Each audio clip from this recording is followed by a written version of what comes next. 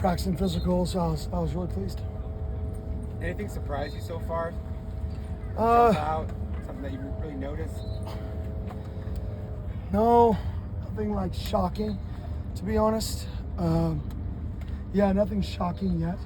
Yeah, nothing shocking. How do you feel about just the level of your newcomers relative to what you expected? Yeah, I feel good about the new guys.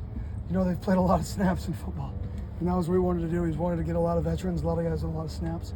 And that translates to practice. Coach, how important is it for the running backs to also be a threat in the passing game for your offense? Yeah, have to be. You know, we want to have 5 guys who can get the ball in the passing game. We want to have multiple guys who can get involved in the run game and the RPO game. We just want to be versatile. We want people to have to defend all 5.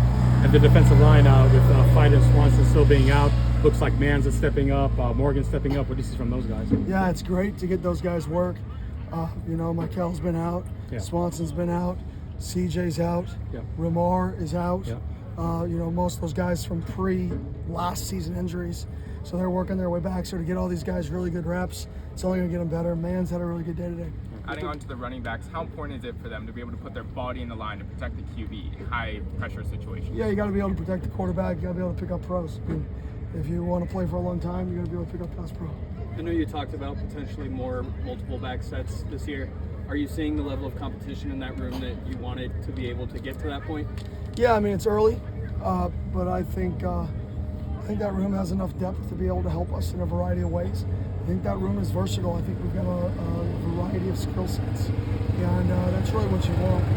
You know, if you have defense is calling groupings, you know, they get to call 21 or they get to call 20, then they'll call like 21, whatever, 4.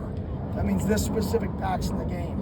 And if you only do certain things with that specific guy, good defenses know exactly what you're going to do. So to be able to have the versatility to do a ton of things, and then rotate backs and rotate through 5, 6 backs, makes it really challenging for a team to kind of predict what's going to happen when they're on the field. And that's our goal. Our goal is to make every personnel grouping, every formation look identical. That way we're just playing football, and good defense coordinators don't get to, you know, cheat and know that we're down to 3 plays from this formation or this package. Chatting with David, he seems like a pretty cerebral guy. What did you notice about him when you sought him out from a place like Villanova, and how you could translate to the Power 4? Yeah, I mean, I challenged him yesterday. He got stoned in the hole yesterday. And I challenged him. I said, you know, you've been talking how big you are. Today he came back and ran behind his pads, like at a high level, like, man. That's why, you know, when we were searching in the portal, we wanted a big back. And one of the things we looked for was the most efficient backs on 3rd and 2 and 4th and 2 or less. And he was the most efficient guy, statistically, whatever that means, on those down and distance because he ran behind his pads. But he's doing more than that. He's catching the ball out of the backfield. He's picking up pass pro. He's doing a lot. Very, very happy with how he's practiced so far, and he's a great person. And Kenny, how vital has it been to have Sean Aguano since day one, how he's been able to attract talent in here and get it on to the next level? Yeah, I think he's had 2 first-team All-Big 12 backs, right, which is pretty cool. I mean, you got some. I mean, I think his drill work is really, really good. I think it translates. You know, he puts 2 balls in guys' hands, put 1 ball in guys' hands. He does a variety of different things in order to, you know, protect the football. And what he's produced, I think it's every single starter for him is going to play on Sundays. So he's doing a phenomenal job, and he's a great person too. Like Coach Aguano is just awesome. Hey, Coach, what do you thought about the linebacking group just early on? I know obviously some returns, Martell, Zyrus, Prayer, but what have you thought about the linebackers? Yeah, I know that's a room that we have big shoes to fill. And I think so far those guys have played, you know, you don't notice it as much. And I think that's a testament to them. But they've still got a long way to go. But you definitely see guys like Isaiah, Osefa, and Prayer taking big steps up. And but both those guys really need to play this year. Usually on the second Saturday, you have some kind of scrimmage or quasi-scrimmage. Is that the plan for Saturday? Not really this Saturday because it's only practice 5. Okay. It'll just be our first day of full pads. Got it. But it's not going to be a scrimmage yet. Got it. Offensive line has seen a lot of shuffling, different personnel groupings, guys going from left to right side. What have you seen so far, and then kind of what's the plan going forward?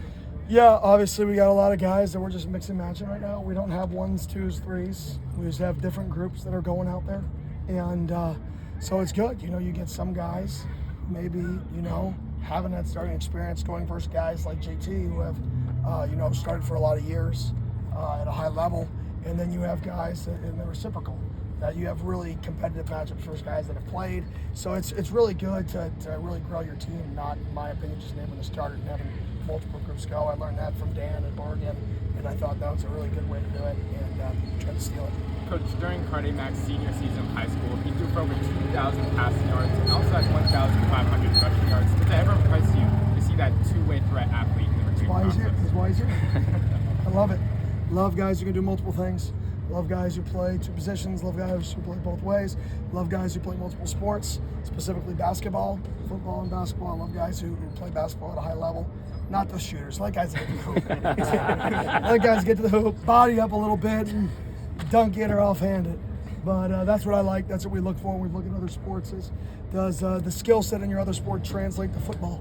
And when you're a defensive player, when you're a guy who can play through contact in basketball, it definitely translates to football because it's all about body control. Same thing wrestling, I guess, too, right? Same thing wrestling. Guys, good. You got